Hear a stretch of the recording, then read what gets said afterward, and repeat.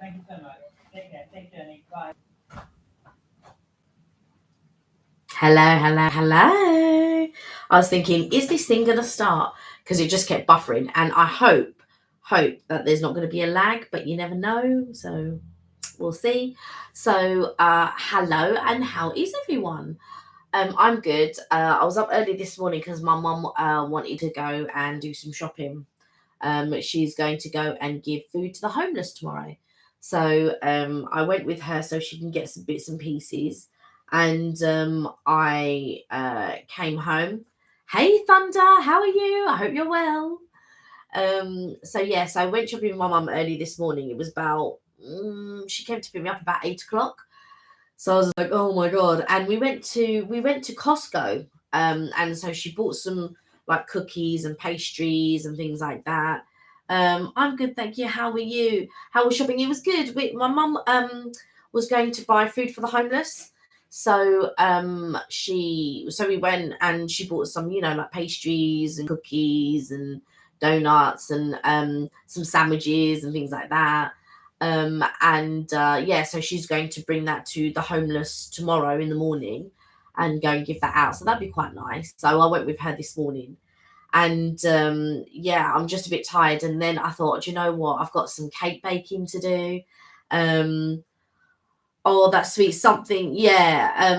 Do you know what? My mum's very generous and she's very much like that. And I think that, you know, I think things come to you, but in a different way, kind of thing. And I think it's all about karma and it's all about, putting good thoughts and good things out. And my mum's very much like that. So she's gone to do that. And but I got a little bit mixed up because there's a little event happening tomorrow. So I thought she was buying things for the event. I knew she was going to, because she'd been telling me for ages, oh, they're going to go and feed the homeless. And I was like, all right, yeah, cool. But because there's an event going on tomorrow, I thought she was buying stuff for the event. And she's picking things up. And then she's picking up all these pastries. And I thought, well, they're not really going to eat pastries, are they? I mean, cakes and stuff, yeah, but pastries is more of like like a tea and coffee morning or something like that, rather than or continental breakfast. But I'm not really a lover of continental breakfast. But it's almost like a coffee and tea morning or 11sies or something for pastries. And she bought all these little donuts and these cookies and things like that. So the cookies and the donuts I could understand, and the pastries, and then I realised, oh, hang on a second. Oh yes, so it arrived. Yes, although they didn't put any cream on there again. But anyway, no cream. Never mind. Sorry, a bit late. Hello, guys. Hello, Thunder. How are you? I was just telling them about me going to shopping with my mum this morning. How we went to Costco. And I got a little bit mixed up when my mum was picking stuff up because she was picking up cookies and things like that. But I thought it was for the event tomorrow, and it wasn't. It was for the homeless. Oh yeah, that's true. Yeah. And you know what? And I suppose it's quite nice because I suppose if you're homeless and people give you food, they don't tend to give you the goodies. It's more like sandwiches. It's more the savoury stuff, right? It's funny you should say that, but of course Pret do that. So if you go around St Martin's Church, which is just off Leicester Square, and I think it's opposite the Nigerian embassy. I think that's right. Or it might be the Zimbabwean embassy. It's Zimbabwe, I think. I think it's Zimbabwe. Sorry, apologies. So. It's Zimbabwe. They do give out free food there. Yeah. Like Mark said, Pret's very good like that. And I see Pret come down with sandwiches and things like that. So Thunder said, thank you for your condolences. Yeah, my uncle passed away. So thank you, Thunder, for that. Yeah, I do appreciate that. So, So next week I'll be attending. So I may not be here next Tuesday because I'll be attending the funeral. But thank you for your condolences. I appreciate that. Thank you. So back to your homeless thing. So she was buying all these pastries and I was thinking it was for the event tomorrow, and it was, so I was a bit confused because I thought, why is she buying pastries? Like, people don't really eat pastries unless it's like a coffee morning or something. But she bought pastries, cookies and donuts and stuff. She bought like little mini donuts and you know, the actual balls, but they're meant to be the holes of the donut, aren't they? The little sort of balls.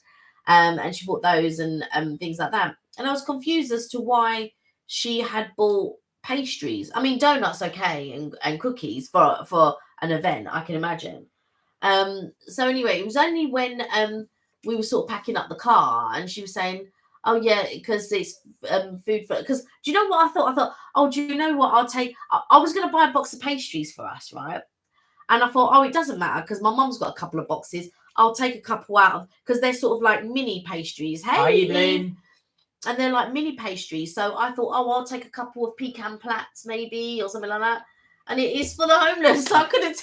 So I couldn't take any out of the. Well, at least you didn't take any out. Yeah, I didn't take any out of the box. Yeah, Thunder said, yeah, you're right. They usually get baguettes and sandwiches. Have you tried Costco chocolate muffins? They're amazing. Do you know what? My aunt was saying, I've got to be honest. I've only been to Costco once, and I don't normally eat the food. It's Costco's not a place that I think of about food. Do you know what I mean? Well, do you know what? I'm sorry, I was going to cut you there because I've done many a training. I'm not actually a trainer, but I've done many training sessions at work. And part of the thing is you're supposed to provide savoury snacks and things. And of course, I was supposed to claim them off pedicab, but I never bothered doing anyway. So I need a load of pastries that are cheap, and they do quite a lot of pastries that are really good for that. So for catering things. So I mean, I don't tend to get them as there's one near where my workplace is. Oh, is there? So yeah, the person I was doing the training with used to go and get them. Oh, I see. But didn't try the chocolate muffin, so that's something we should try. But it was all the other pastries. I tried the pastries; they're very nice. Yeah, I know. I was going to take a couple because they looked quite nice. Yeah, you can't do that if you give them to the homeless. Yeah, exactly. Yeah. So in the end, I did because I thought they were for the event tomorrow. So I thought, I'll take a couple. I'll take a couple of pastries. But Mum's going, oh yeah, because we're going to feed the homeless. And I was like, huh? And I was like, oh, that's what they're for. All right, fair enough. I won't take anything. Yeah, good job. You're like, what? Yeah, what? Oh yeah, because normally, like if my mum and I go shopping, because like say I might buy a load of rolls because they only do them in large packets of rolls if we're going to Sainsbury's or Tesco or whatever. And so normally I'll give my mum a few because I'm not going to eat them all, and you will have one or two or something. So I normally share them with my mum. So I just thought, oh, do you know what? I'll take a couple of pastries out, and you don't really eat a lot of pastries anyway. So I just thought, oh, I'll take a couple of I'll eat them if they're there. Yeah, you will. If there's a couple of pecan plats, but no. Yeah. So I was just like, oh, I should have bought a packet. But never mind. Next time, because we are going to go again. So. Well, Thunder said, oh, definitely try them. They're huge. They're about the size of 3 or 4 squished together. Oh my word. It's like a mega muffin. Yeah, like I said, I don't normally try their stuff. They had these like 3 massive. Hi, Aoife. How are you? Hey, Aoife. They had these 3 ribeye steaks, and it cost something like, I think it was like £26 or £30 for these 3 ribeye steaks. They were thick cut, and I just thought it's just a bit too expensive for my blood. And I really, really love a ribeye steak. And ribeye steaks are expensive as it is. So but this was an Angus one. Oh, okay. So obviously, but it didn't say organic. So to cost £30 for 3, which is £10 per steak roughly, I would want them to be organic. Yeah. For that I'm price. not going to pay no £30 and they're not organic or nothing. So I was just like, Oh, so Aoife mentioned, of course, Queen Elizabeth's passing, sadly. So sad, yeah. But also as well, Aoife mentioned, Mark, thank you for your condolences for my uncle. I do appreciate that, Aoife. Yeah, so that's very kind of you. Thank you. So yeah, I'll just to let you guys know, I think I mentioned earlier, I won't be here on Tuesday because that's when the funeral is. But hopefully back the following Friday. But are you going to cover me on Tuesday? I'll have to see because I just need to see if I'm out or not. All right. So we may or may not. We'll let you know. Yeah, I just need to check my calendar. But yeah, so I'm baking. So anyway, when I got home, baked a cake, and then I will be baking a cake tomorrow as well. So a lot of baking. So tell everybody what cake you were baking, because I've got to say, you want to keep it a surprise? Yeah, but I will tell you the next time when we're on. Oh, okay. I'll take a picture of it as a surprise. But the smell was very, very nice, and it did smell like the ingredient that you were saying. Yeah, only because people might be watching that will be and I want it to be as a surprise. Oh, I see. So yeah, just in case everybody's on the live, but maybe at the event, Yeah. It will be a surprise. But we will Yeah. let you know. I will let you know though. What I can reveal, it smelled very, very nice. But I can tell you that I made peanut brittle. Oh yes, and that actual fact, I don't know if anyone's tried it, but it was really, really, really good. Go on. Oh no, so I was going to say, I forgot to say more about the details about the date I went on because it was at the end of the live. Please, right, come on then. Okay, now you're here at the beginning. I've got my drink ready. It's a shame I don't have a snack. But never mind, I've got my little drink ready. Start with the thing. Where did you guys go? Why do I feel they went to Portsmouth? Yeah, no, he's from Portsmouth. Oh, he's from Portsmouth. But he's come to London. So I thought as well, that's a very, very good sign. So if you've gone from all the way from Portsmouth all the way up to London, that is definitely a good sign that somebody likes you. But it's actually pretty cool because he can go straight to Waterloo. So it's easy. Only because I've been to Portsmouth before because I was going to the Isle of Wight, so I had to go to Portsmouth and get the catamaran across. Well, funny enough, actually, it's very when you said that he's from the south, I thought you meant South London. I thought, well, that's not too bad. That's what we are from. But then I realised you're talking South England, so it's. And I definitely want to go down because they got all the outlets there. Oh yeah, no, definitely. Yeah. So do let us know on that. Eva, how are you feeling? How is things with you? I hope you're okay. It's burning my mouth off. What have you got? I got a chai tea latte, same as you. Okay. And Evelyn, how are things with you and everybody else? What has everybody been up to this week? I'm so glad it's Friday. I tell you, this week has gone so quick though. It has from Tuesday to now, and I thought I don't want to spend too long on the live because I've still got to decorate the. I've got to make a. Oh yeah, you got to do the cake decoration. A frosting, a frosting for the. I hope it turns out like it does in the picture. You know, you follow these recipes and you look at the picture and I think, I hope it's going to taste as nice, and I hope it's going to. Do you know what I mean? I don't know. I hope. Now, Thunder said we met at Waterloo and his coach was late, so I waited around. Suspicious. Oh, we went by the coach. Oh my god, that would have taken hours. So he must really like you because a coach does take a long, long time to get. Well, it must have been expensive because train tickets can be so expensive. Yeah. Do you know what I mean? But that would have taken hours. Yeah. So he must really like you. Suspiciously long that a policeman asked if everything was okay. You look like you were loitering. But he arrived and was exactly the same in person as on the video call. Now that's a fantastic sign. Do you know what? I don't know why, but I really got into. Do you remember I got into watching Catfish? Yeah. So I'm just gonna say the fact that he's the same person in the photo is a very good idea. I remember watching Catfish. Not that he's a catfish, and obviously he's not because you've seen it. Yeah. But there was this one guy obviously was catfishing other people, and they had his photograph because they put it through a photo recognition tool, and it was so funny. It came up with this model. So obviously some guy that's an American model. So they phoned up this model guy and he answered the phone and said, yeah, it's me. And they said, are you aware your photo's been used at catfishing? He said, he goes, I've had hundreds of calls from people saying, oh, we've been talking this and that. I don't know who you are.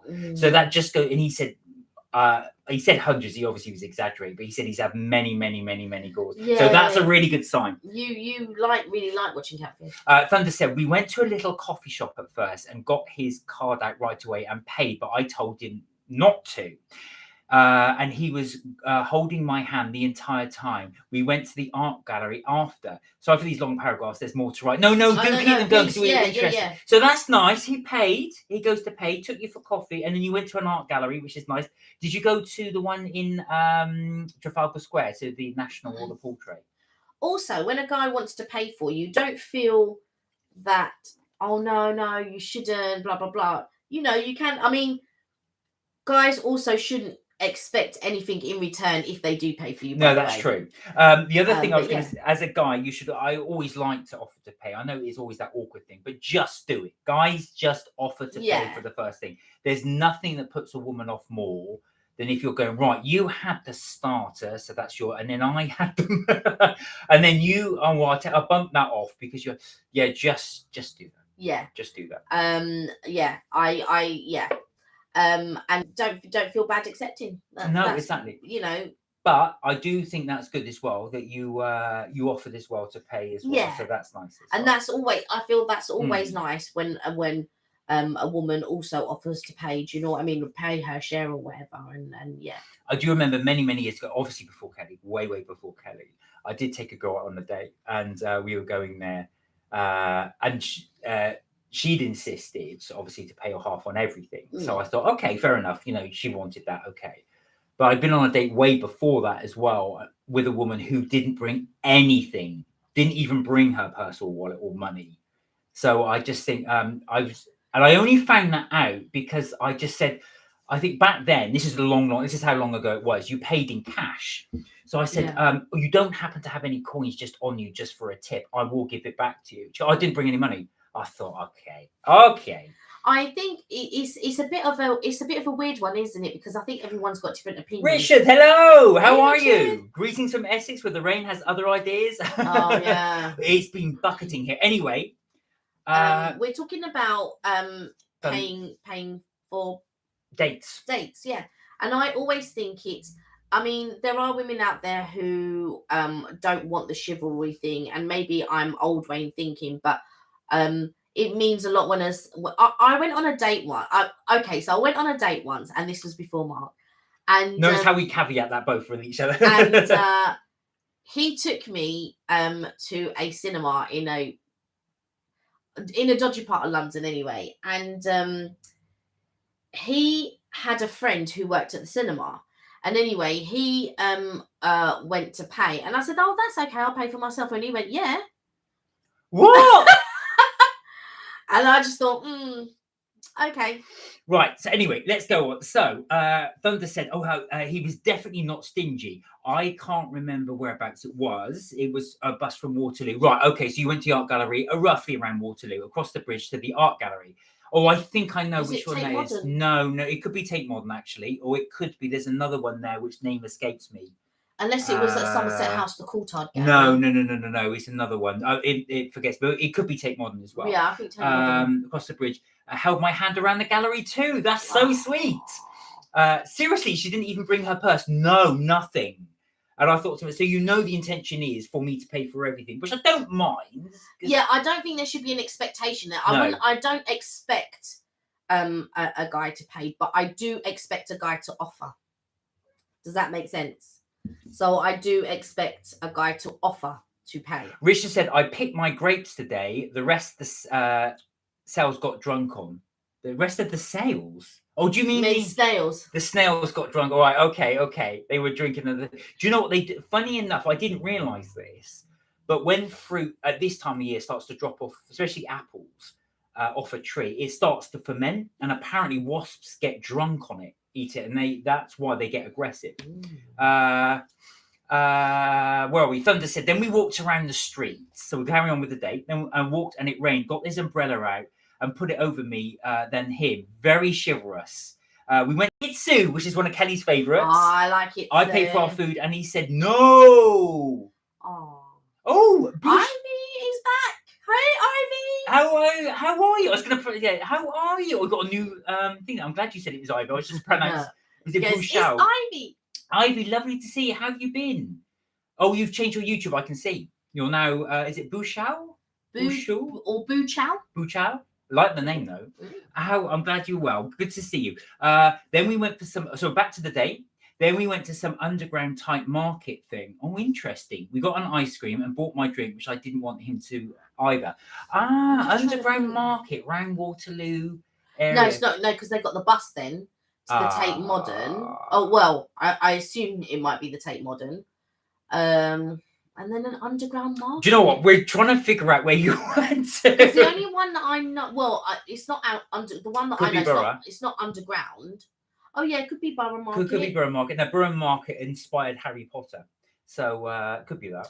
Could be. But you're thinking Harry Potter. They wouldn't know what Harry Potter you mean. You mean Harry Potter at Universal Studios? Yeah, Universal Studios. Sorry, yeah, the actual place. Yeah, could be Borough Market, but I was thinking, because that's sort of. But I was thinking underground, as in a bit like Cucumber Alley or something. Oh, could be. That's what I was thinking. But anyway, it sounds like you had I have no idea which one it was. Not to worry. So, what's next on the agenda? Are you guys scheduled to meet again? They are. They are going on a second date, but and you are. Don't think it's planned yet, though. Like where you're going. But the fact you video chat is really, really good. Yeah. That's always a good sign. And it's always, I totally agree. Rich just said, I randomly pressed pause on your live, and when I got to get my cat Tiddles biscuits, it's one of those where we sort of like in a pause like this. No, I know what you mean. When you're trying to do something else, that's when I do that when I'm working from home. I'll have all this stuff, and somebody will do a video call, and I'm clutching to grab my earphones and put them in and put the wrong ones in and grab something else. So invariably I'm listening to something else. Like with me, we've got like my kitchen's quite cluttered, and so I was trying to bake a cake, and my mum came in the kitchen. She goes, "What's all of this? What's all of that? What's all of this?"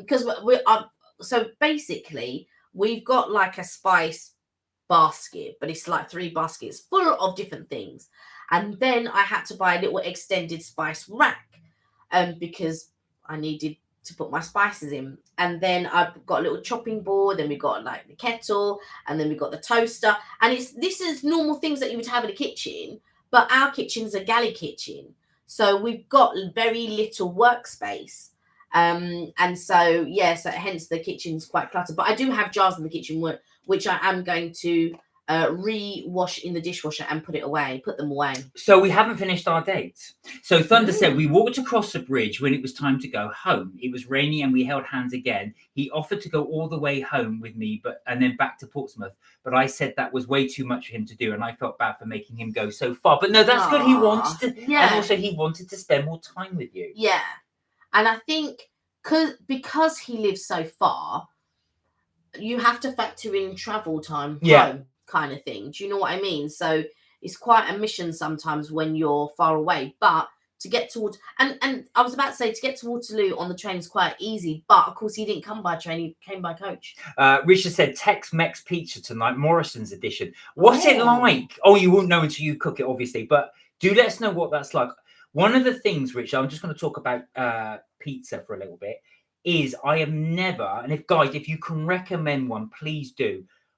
I have never, ever had a shop bought pizza. So when you cook yourself in the oven, that's been nice. Yeah. All of them always end up soggy, or they come up really crisp. I can't get it, so it tastes like a proper pizza you would have. Now I know you can't really do that because you need to make a proper pizza. You need a proper pizza oven. A conventional oven is not hot enough for a pizza. But if anybody can recommend one that's really good, please do let me know, because I've been looking for I bought so many shop bought pizzas and I've been disappointed with all of them. Yeah.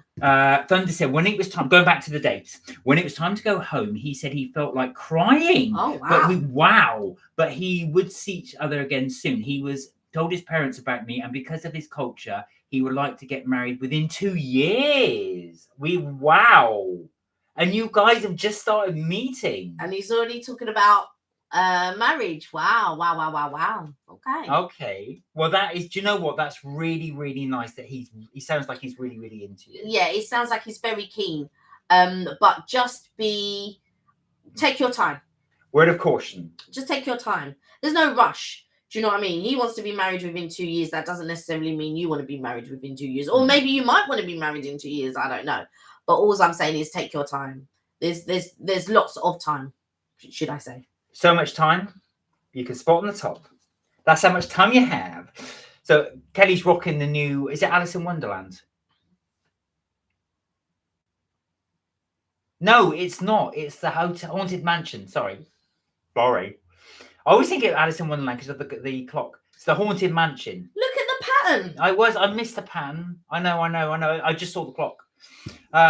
Richard said, Google said it's done okay out of the oven. It comes with some grape juice. Oh, what? A pizza comes with grape juice?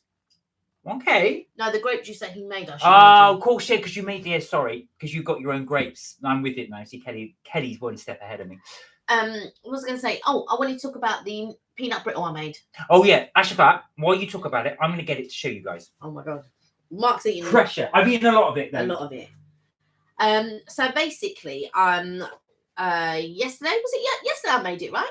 Yeah. So yesterday, it was yesterday. I'm just trying to think when I made peanut butter.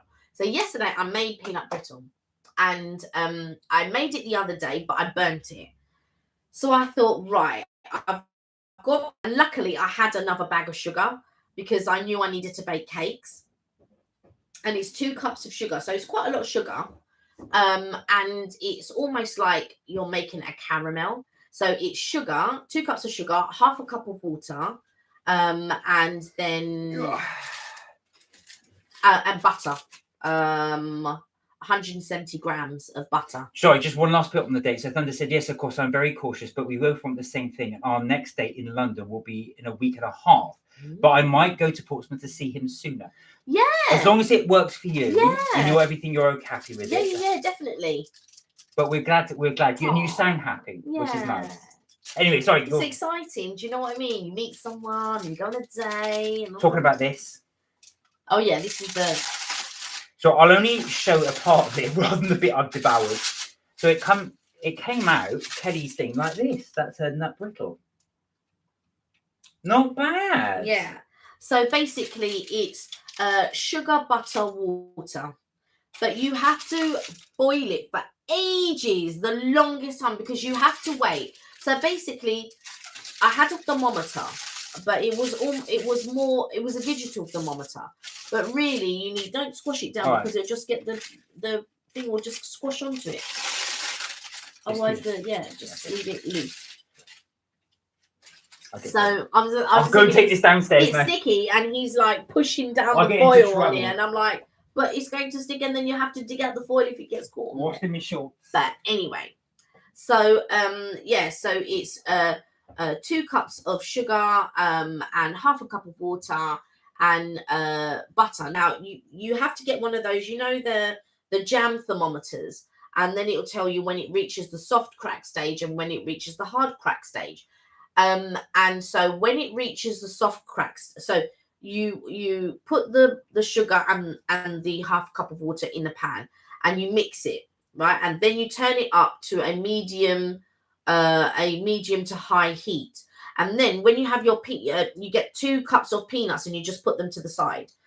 So you let it boil. And basically the reason why it takes so long to boil is because it's waiting for the water to evaporate. So you don't continuously stir, but every now and again you give it a little stir, because you're waiting for that sugar to sort of melt, really, I suppose. When it gets to the soft crack stage, and it will tell you on this thermometer, on this like jam thermometer, you then add the butter. Take a step back. Ooh, once the sugar's Fan 14, hello. Hey, how are you? Good to see you. That looks really delicious. I shall be trying that recipe a lot, love. Oh, try it, definitely. Oh, I've just been eating some, sorry. A bit fell off. I was worried it would go. The recipe reminds me of making syrup. Yeah.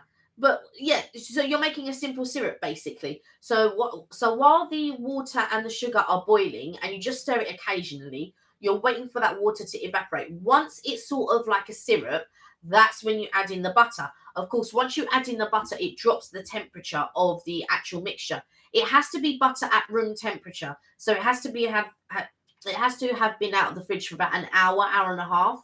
And then you can chop the 170 grams that you're going to use. You can chop it up into little blocks.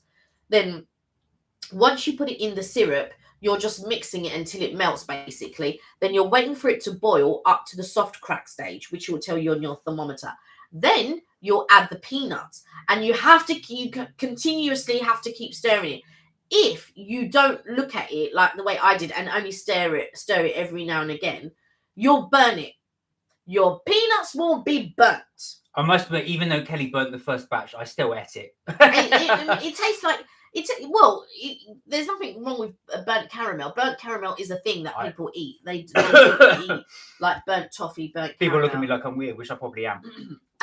So Fan 14 said, "Hey guys, a new subscriber here. We thought so. Thank you so much. As everybody, we really do appreciate your support. Thank you so much. Thank you."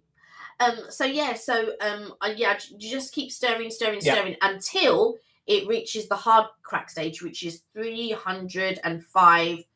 They do it in Fahrenheit in the States, don't they? Yeah, they do. So 300, because it's an American recipe. So in my mind, I'm thinking, oh my god, don't do it Celsius, otherwise it would just stick. That's like lava.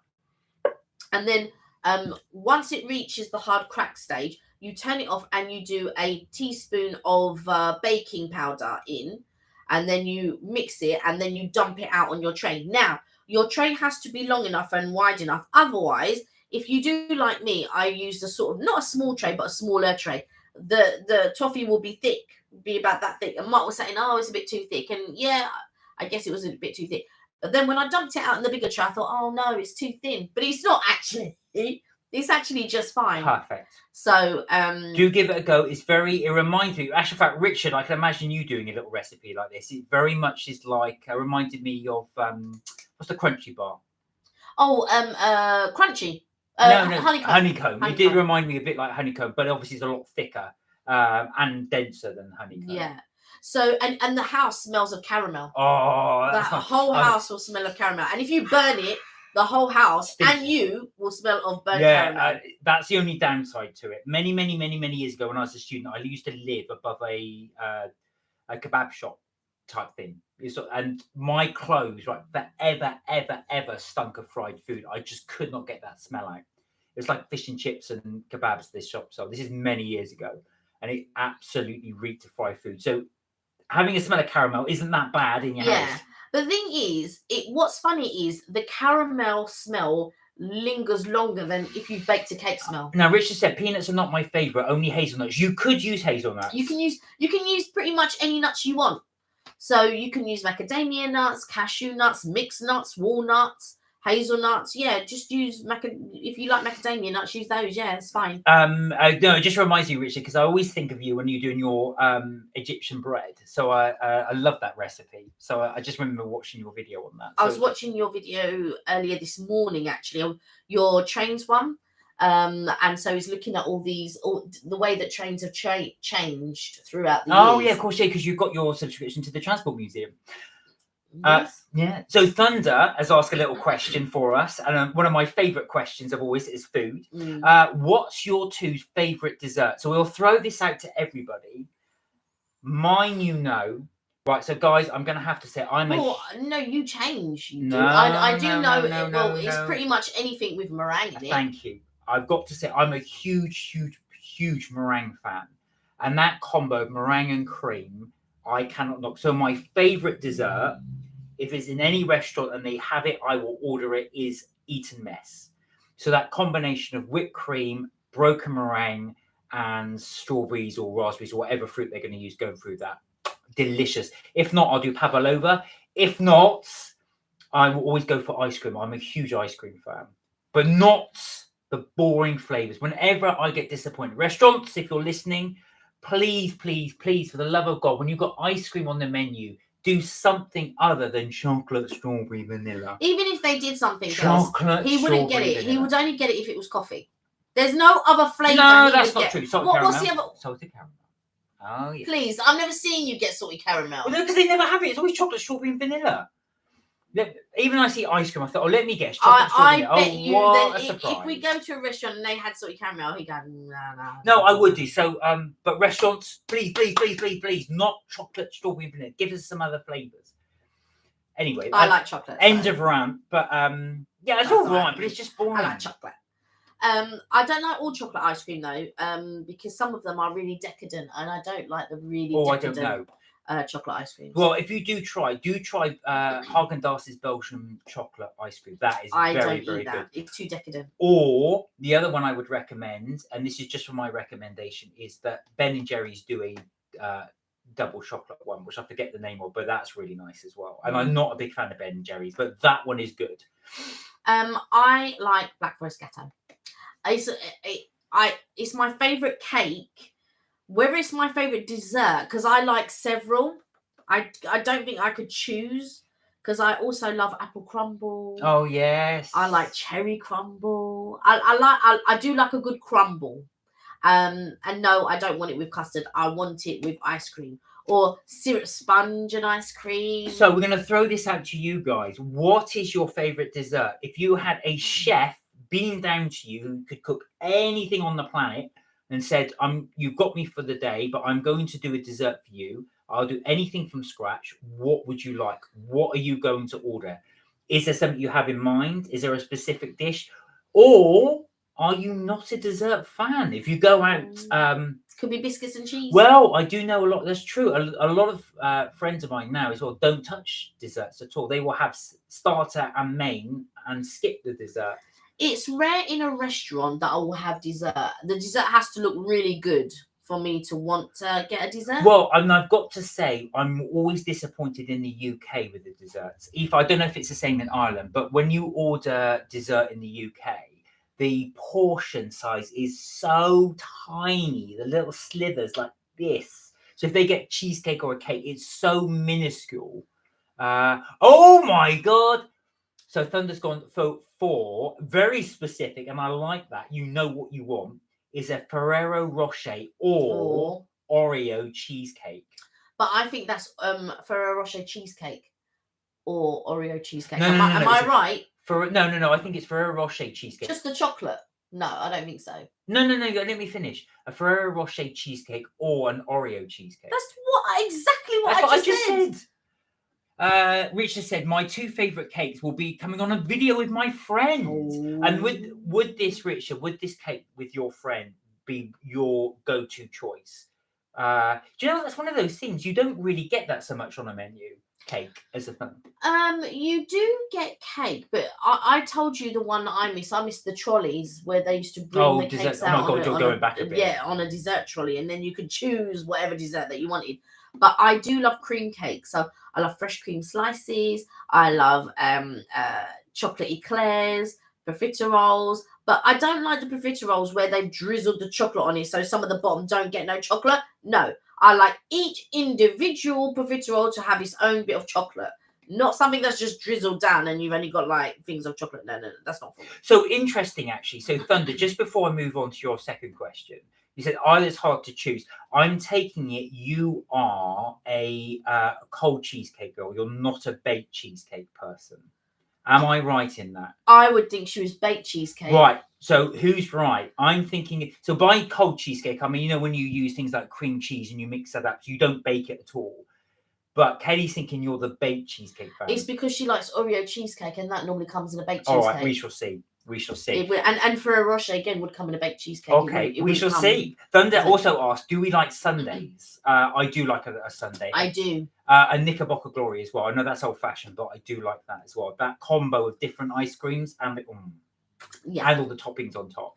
Oh, Richard will not give us any spoilers. All right. That's fair enough. Okay, that is fair enough. Wait, before you do go on though, Richard, is this homemade? Have you made it yourself? Or is it shop bought, or is it absolutely no spoilers? If he's doing it with a friend, it would be out. Oh, okay. Well, we don't know. I think that's how. I don't think it would be in. If that. I don't know. I don't know. I'm terrible. I'm trying to draw it out of you, but you might just say no spoilers. But I just out of interest. I'm not sure on the difference, so I would like to say I like both. What do you prefer? I prefer no baked cheesecake. Kelly can't stand it. So baked cheesecake is literally that. You if you guys might, you're a Friends fan. So in Friends, you'll remember. I can tell you, it's no spoilers. All right, Richard, I apologize. I won't drag it anymore.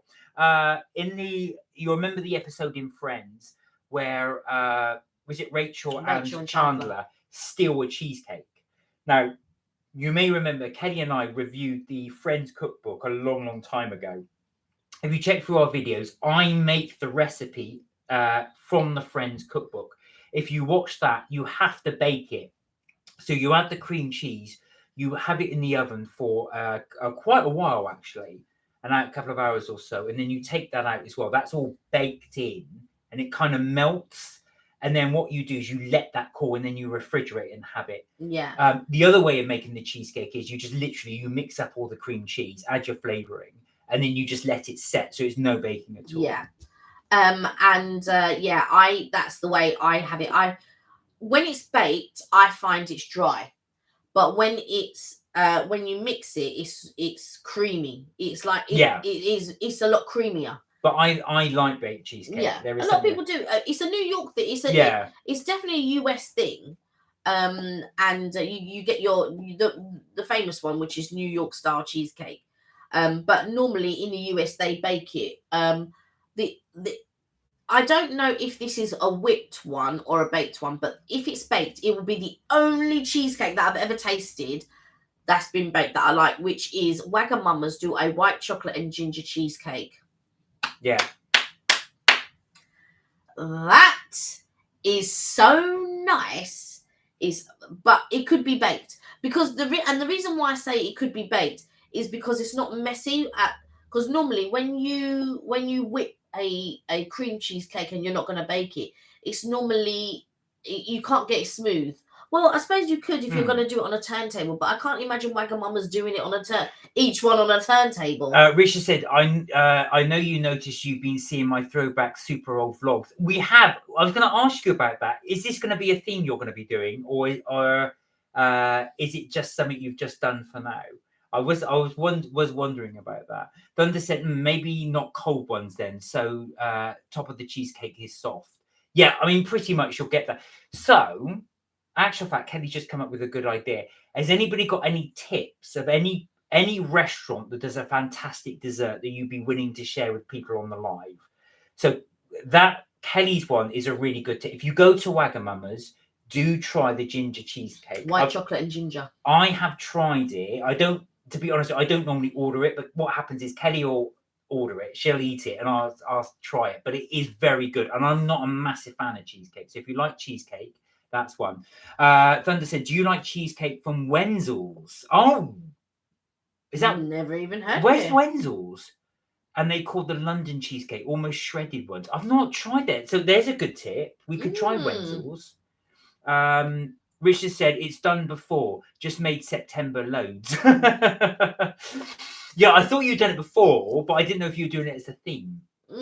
Because I know with you as well, because you do these very clever themes on your channel. Sometimes you'll do like, because the link you did with the underground symbols. Do you remember you did that as well? So you were showing that from the underground symbols. And that linked then into your themed one. So I just wondered if this was a concurring theme that you were going to do.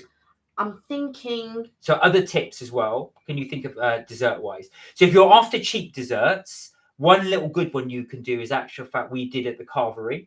So they do a very nice honeycomb sundae. Now it's not the world's most expensive ice cream. Yeah. It's the Mr. Whippy thing you get. So basically Soft serve. Soft serve, that's it. So soft serve, but it's got loads of honeycomb pieces in it and chocolate sauce. Nice and cheap, very nice. That's a good one. I think ice cream after dinner is quite a good thing. I think it helps you digest the food. I thought you were going to give a tip. Oh, I'm trying to think of a restaurant that does really good dessert. Well, no, that's the thing. So what Kelly and I tend to do, though, is we will, if we're eating, especially if we're in central London, we pretty much know all the dessert places, all the cake places. You'll have seen them in our videos. So we know those. So what we tend to do is we tend to have the meal at the restaurant. Then we go, let's go, and we'll do that. So we'll somewhere go, else and have dessert. Yeah, I think because there's quite a few places. But yeah, I mean, I really like lychee ice cream, and not everywhere does it. But Fortnum's just happened to do. It's not the best lychee. The best lychee one that I've tasted was in Oxford. Yes, that was right. Now, I had a lychee ice cream in Mauritius, but I still think in Oxford was better than even having it in Mauritius. And Mauritius is the country where lychee comes from. Well, one of them, yeah. One of them, yeah. Because there's a Chinese fusion there, and the people from China brought it over to Mauritius, and we grow them, in Mauritius and stuff. So yeah. So Thunder said, "You've never tried Wenzel's before? Must be a North London thing." I've not heard of Wenzel's. Never even heard of it. I always think of Wendy's, but I'm not thinking of Wenzel's. No. Whereabouts in North London is that, Thunder? Just out of interest, because I work in North London, so I might have to see if there's one near me. Come pass by. Yeah, I'll have to try and check it out because there is one near me. I do work in North London, so I'll be interested to see if there's one there. The other, so like I said, we tend to go to sort of dessert places, cake shops, which we've shown you on our previous slides, but also we've done a few videos on those. But they tend to be ones in central London, so we will try and check out some ones that are out and about. The thing that I want to try at Mamison's is the donut. That's right. With the thing in it, yeah. That's what I wanna try. So we did try. Did we? I think we did do desserts at Inamo. I did the. So I did the. I don't think they really do desserts in Inamo, but they did do No. frushi, so fruit sushi. Yeah, And I that- don't think it's all that fruity. I've got to be honest, but loads of people love it. They're really, really into frushi. I know. So I've my first foray into frushi was when we went to Inamo. No, that wasn't your first. Oh foray. no, it's when we went to Florida. Yeah, I forgot that frushi. in the UK, not in the UK pavilion, in the Japanese pavilion. Yeah. Now I can see why people like it. To me, it tastes like the only thing I can describe it of is cold rice pudding with fruit. So you've got instead of, I mean, everybody knows sushi, you've got the fish and then wrapped around with the rice. But obviously, instead of the fish or the vegetables in the middle, it's fruit, and it's mainly strawberry, maybe grapes in there as well. And then you have that as well. That was okay. I'm still not convinced it's the thing. You tried it, you weren't too convinced with it. I'm telling you, whenever they do a food festival in Epcot, you go to each of the pavilions. So they have a UK pavilion, they have a Mexican, they have a China, they have a Japan, Canada. Anyway, and every year Japan does frushi every year. And I'm eating this thing thinking it's not all of that. But everybody over there loves it. Everyone in Florida raves about it. Have you guys tried frushi? So the fruit sushi. If you do, what do you think of it? It's worth trying just to see if you like it. I mean, I've got friends of mine that won't. I wanted to go for a sushi place on my birthday, by the way. My birthday, this is many years ago, and my friends refused to go because they go, "Oh no, I'm not eating raw fish." I said, "You don't have to have raw fish. There's other stuff there," but wouldn't go on my birthday. Anyway, Thunder said, "Oh, you've never had Wenzel's before?" No. Said, "Oh, there's loads, but mainly on the outskirts." Have you heard of Greg's though? Yeah, we've heard of Greg's. Funny enough, when I was at work, I popped into Greg's. They've opened up in central London now, Greg's. Yeah, it's crazy. We did say that actually. Richard, you'll probably know this. So they have now, believe it or not, opened a Greg's in Leicester Square. They've got a whole clothing line and all sorts. Yeah, I know. People buy Greg t-shirts. People have actually got Greg tattoos, sausage roll tattoos. But I didn't know this. Apparently, Greg's applied to Westminster Council to have a 24/7 license. So they would be open 24 hours a day. But I don't know why, but Westminster Council refused, said, no, you're not doing that. Even though McDonald's just across has a 24 hours license. I don't know if they have. Where that tea shop is where McDonald's used to be. Now McDonald's has moved. They were you're next right. to the Lego store. Yeah, so when they were there, that's right. So when they were there, I should say, they had a 24-hour license. And they also had a 24-hour license at the one at Charing Cross. I don't know if both of those now have stopped because the McDonald's in Leicester Square is still in Leicester Square, but it's now next to All Bar One. If you know Leicester Square very well, you'll know where I'm talking about. But I don't know if it's 24 hours, and I don't know if the one in Charing Cross is still 24 hours. So if you are stranded in central London, you desperately need something to eat. Unfortunately, we don't know if that 24-hour Greg's is there, but you could have had 24-hour Greg's, but go for the McDonald's. Richard's going wrestling tomorrow. Are you going to watch it, or are you actually going to wrestle? I'm assuming you're watching it, but are you in is it the WWE, or is it a local Essex or London? Remember, we had this chat because it used to be called WWF. That's right. But then they had an argument with Wildlife. Well, what they called Wildlife Foundation? World Wildlife Fund. Oh right, okay. And because of obviously they're called, because I remember when because my brother and my sister used to be really into it. And I'm going WWF, but isn't that the wildlife charity? And I was thinking, I wonder how people can differentiate between the two. Yeah, of course now they've had to change it because they lost the law. They lost the court case to WWE. And they had to change it. It's local wrestling. Well, that's actually good because you're supporting your local wrestlers. I think that's brilliant. Thunder said, "Do you have a Wenzel's on Uber Eats or any of those apps?" So we have Uber Eats. We've got Uber Eats, but not Wenzel's. And Deliveroo, but we don't have. I've never seen Wenzel on there. No. They also do Jamaican beef patties, really nice, and a vegetarian one. Okay. So you're saying it's very similar to Greg's. Are we the only ones that have never heard of Wenzel's? We must be. I think we are. We're just in the dark age. There's- Look, it's dark. There's a new place. Well, I say new. It's not new, but I can't remember it there before the pandemic. Oh no, maybe it was there before the pandemic, and that's when me and Evelyn went. Anyway, yes, so it must have been. Yes, it must be there before the pandemic. Has anybody else heard of Wenzel's? Is there a Wenzel's near where you are? I've never ever heard of Wenzel's before. Never. Greg's, obviously, because Greg's are everywhere. But Wenzel's, never. no, I've not heard of Wenzel's. But there is a shop, and they do Jamaican patties. But I've been there, and I was like, oh, I wonder how this is going to taste. But it's not. I understand why they changed the recipe a little bit, but I would prefer a traditional Jamaican patty, me personally. I just said you two must be the only ones that haven't. Really very shocking. Well, I think we are. We must be. I've never heard of it. Well, funny enough, where I work in North London as well. And I know all about donuts. Funny enough, never heard of it. I'll try a third time. Funny enough, where I work in North London as well, I was shocked to see they've a new Taco Bell there. So that's new. I know there are Taco Bells around, but that's the first time I've seen one in North London. Yeah, they are around, but again, they're not very popular Taco Bells. But even though they're not really around here or anything like that, I know of them. You would know, of Taco Bell, and I even know of Wendy's. Do you know what I mean? They're not everywhere, but I do know of them. But I knew them when they were back in the day when they came over from the States. Anyway, there are loads of things I know of, but I've never heard of Wenzel's. No, never. Well, we are definitely one on the stage. So thank you. We should, but we'll have to try one. I'll have to Google it. Well, we'll have to try and review it. Yeah. So we have find one. We've reviewed Greg's several times, although we did record it one we didn't put it up in the end. Oh yeah. So we must redo that one again. I think we only didn't do it because we were rushed to try and film it, and it didn't come out very well. So I think we will give it due diligence and do it again sometime. But we will try that at Greg's extravaganza.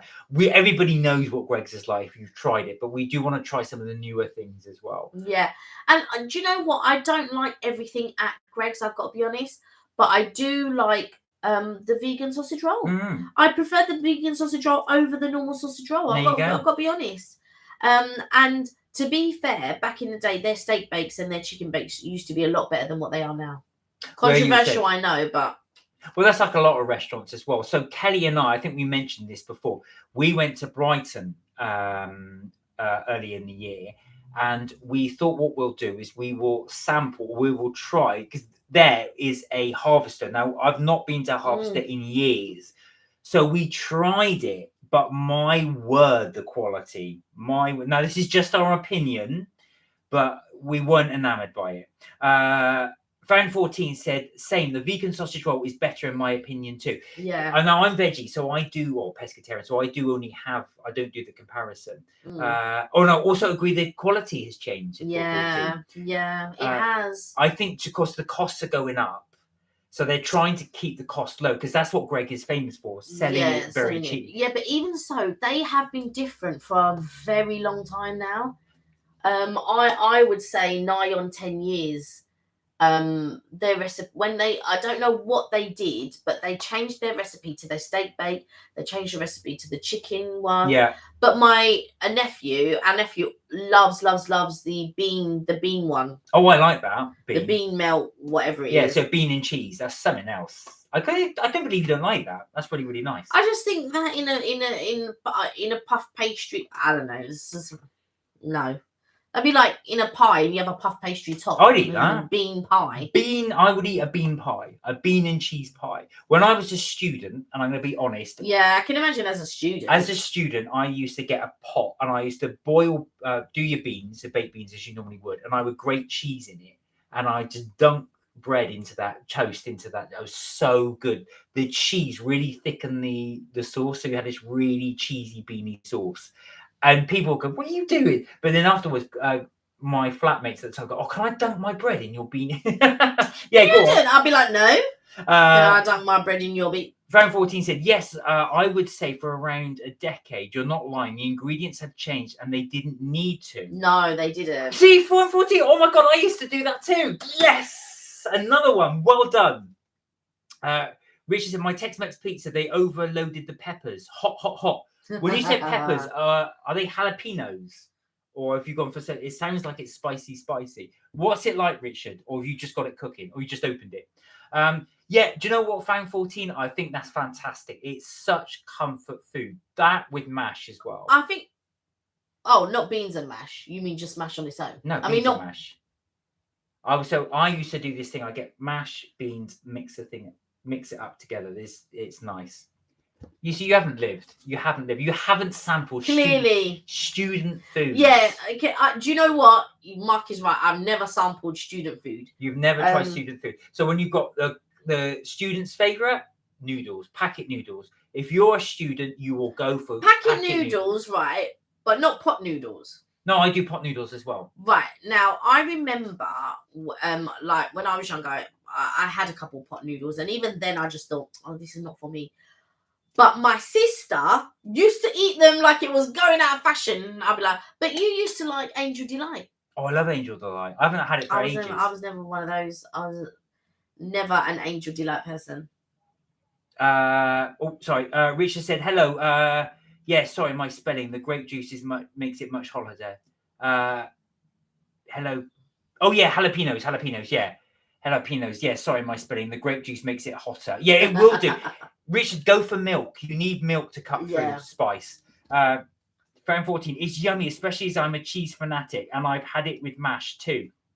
Oh my god, this is hilarious. I love a good classic jacket potato. Oh, I have beans on jacket potatoes. I will have beans, but I wouldn't have it with mash. There you go. And Fan 14 said, I love the Angel Delight strawberry. Oh my god, memories. It was delicious. Oh, Fan 14, please, if you get a chance, go for, don't listen to Kelly, go for and just try the Angel Delight butterscotch. That is unbelievable. The strawberry's good, but when you try, do they even still do it? When you try that butterscotch, it's something else. Don't get the sugar-free version though, that's terrible. Get the proper one, the full fat one. That's amazing. And do milk as well, full fat milk. That makes it. No. So you're a cheese fanatic. Now, talking and my mum. Oh, I love cheese. My mum too.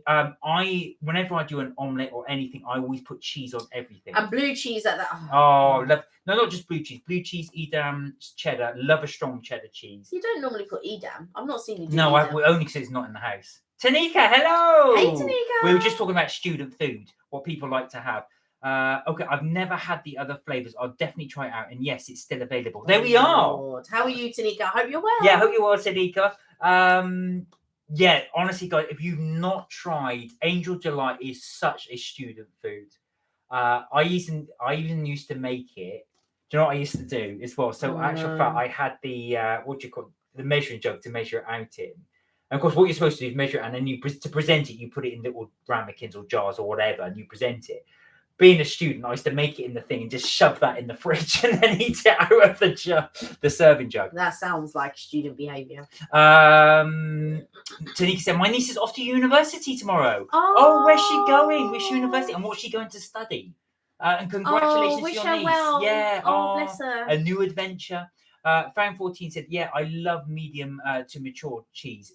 Mild is too bland for me. I agree. I like medium. I do understand, mild's a bit too, but medium is fine. But you'd get extra mature. I get extra mature.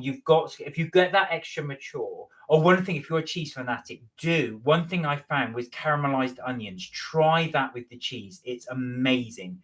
You can get caramelized onions in Tesco, Sainsbury's, that type of place. But it's almost like a pickle, but just with onions. So it's sweet onions caramelized in like a jam. So it's caramelized onion marmalade, I think it's called. And you have that there. It's amazing with cheese. That sweet and thing, amazing. Thunder said, you two should try, how do you pronounce that? Kushrai ramen. I don't know what. Listen, here we go. So you buy a packet of noodles with flavorings already, stir fry it, add an egg in the center and melted cheese on it. It's banging. Oh, I try that. I've never had noodles with cheese. I used to do this thing again. This isn't one of my other student tips. So I used to boil pasta, spaghetti, and I remember that I'm poor at the time. I was a student. So you boil that, and what I would do is I would drain the liquid, the water, put it back, put the top on, take the top on, and then grate cheese, tons of cheese all over that pasta. Put the lid on, and that condensation and the heat would melt the cheese and eat that. That was amazing. What I was about to say is maybe you should do a student food series. I'll do a student food series for everyone that just wants to reminisce. Because well, no, for the students now. Tanika said, "I'm good, thank you. Heading out tonight. I'm getting ready as I watch you, and thank you. She's studying business. Oh, congratulations! Oh, bless her. Please send her our regards. Say Mark and Kelly's tip strips and things. Say Oh. all the best, and that's a really good thing to get into. I hope she does well. Yeah, I hope she does well too. I hope she has fun and enjoys herself. Fran 14 said, I will try the extra. I said the extra mature is quite strong for me. However, I will try the caramelized onions. It sounds good. You can make them yourself actually. If you cut onions up, fry them, and then just put a bit of brown sugar if you've got it. Regular sugar's okay. And that will slowly start to go dark, and then try that with it. It's really nice. Evelyn said mature cheese is the best. Yeah, mature cheddar is good. Cheddar is best. No, mature cheese. Not cheddar, cheese. All kinds of mature I'm sure cheese. she means cheddar. I'm also as well, I know you hate it, but I love blue cheese. What Kelly hates as well, when I grill it under the grill on my thing, you can really smell that cheesy feet smell. That's when you know the cheese is good. That's smelly feet cheese. I like things like, you know, like cream cheese or la roulette or something like that. Cream cheese is just pointless.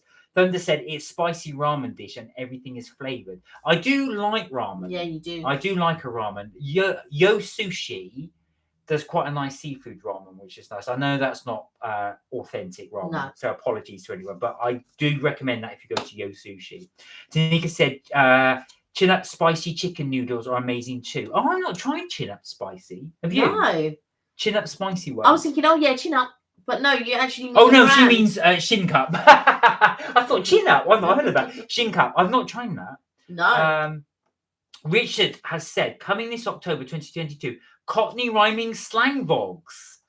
Oh, as I say, my journey in quotes. Wow. Apples and pears, cheap as those stairs. I've got a friend of mine who still uses Cockney rhyming slang. I'm going to look forward to that, Richard. So if anybody does want to brush up on their Cockney rhyming slang, look out for Richard's vlogs this October. Which isn't that far away, scarily enough. No. Found 14 said, okay, I will do. Thunder says, smelly feet cheese. Oh, I love smelly feet cheese. Obviously, it's not from somebody's feet, but it smells like feet. Found 14 said, oh, I love trying out new foods, which is why I love your videos. Oh, thank you. Bless you. Thank you. And one thing we do, guys, if you do have any recommendations, please do let us know, because we will always try and get to those places and try the new food. So anytime we hear of something, or sometimes we still got to go to Bone Daddies. Yeah, we do. I think one of the things we do sometimes on our travels, we just there was one time we were doing a vlog, so we had in mind where we were going to go, but we just happened to pass a couple of places. Well, let's just try it. And we filmed it and then obviously put it in our vids. Have you tried halloumi? You're looking at the. Just got some for you as well. Yeah, I know. I just bought it. I love halloumi, Fan 14. And what I love to do, if you get the barbecue, when you're doing the barbecue, bung some on the grills and let that cook. Or the other thing I love to do is fry it. Love fried halloumi. Cooked fried halloumi is so much better. Yeah. Tanika said, though thought you might like to know, the Ivy has launched their new autumn menu. Thank you. Is that all Ivies, or is that just the regular Ivy? Because there is an Ivy Asia, and there's another type of Ivy, isn't there? They're all sort of different, but based on the same premise. But I say this almost anytime we talk about the Ivy, I always say this: don't bother going to the Covent Garden one; it's a disappointment. But do try the Ivy Asia if you haven't been. The one in Victoria is really nice. If you Google Ivy Asia, have a look at the decor. It's amazing. Do try that. Honestly, guys, if you actually Google images of Ivy Asia. When I was at work. That's in St. Paul's, by the way. Yeah, in St. Paul's. And Mob Lodge. I showed a couple of colleagues. I said, this is where Kelly and I went. And they went, oh my God, that looks amazing. I'm going to go there for my birthday. That's what a couple of my colleagues had said when they saw it. It does look really nice in there. The whole floor is actually lit up. Yeah. So it lights up the floor. There are 3 Ivy Asias that I know of. One in Chelsea, one in St. Paul's, and it's the St. Paul's one that we've been to, and one in Marble Arch. Marble Arch being the newest one. The one in Victoria, I think it's a regular Ivy. And because I think the one in Covent Garden might be called the Ivy Marketplace or something like that. I don't know if they're all supposed to have a theme. But the one I really like the one in Victoria, but I really love the one in St Paul's, the Ivy Asia. That's so nice. And the food's so good. Thunder said, have you ever tried the cheese, which is mainly eaten in Greece? Sorry if you have a weak stomach, but it has live maggots in it. I have heard of this. Now, I don't know if you knew this, but that cheese is actually banned in the EU. They are not, the only people that can eat it are the people that produce it. They are not legally allowed to sell it because it has live maggots in it. So what happens is, it's disgusting, but this is like a big round cheese. And the maggots are and the maggots eat the cheese and they regurgitate it obviously at the rear end. And apparently that ferments the cheese and gives it a really rich, creamy taste. But like I said, it's banned in the EU. You cannot have it. Imagine. I wonder why. It's also banned in the United States. You cannot have it. You're not allowed to import it because it's got live maggots in it. Yeah, you wouldn't be able to import it to any country. No, because so, it's yeah. Yeah, exactly. So if you wanted to eat that, you would have to fly to Greece and go to the place. And even then, they can only offer it to you. They can't sell it to you. Because like live parasites. So you wouldn't be able to have it in any country.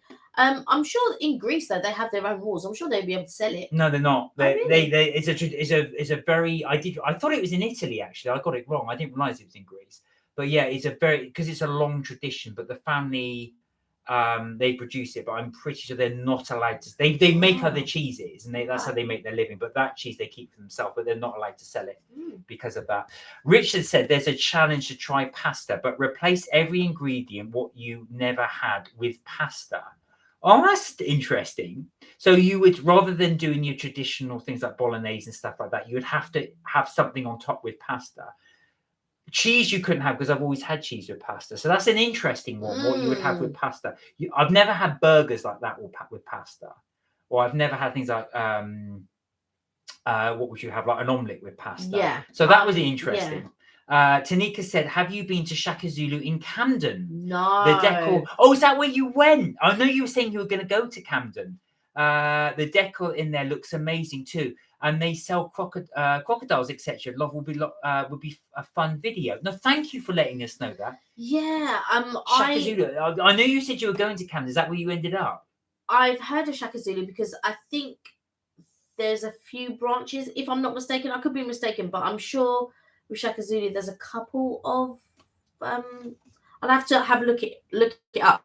I don't know if I would try. Is it crocodile or alligator? Yeah, crocodile. Yeah. I don't know if I would try crocodile. Well, I've got to be honest. Before I became vegetarian, I used to work at Tesco's as a student. This is many years ago.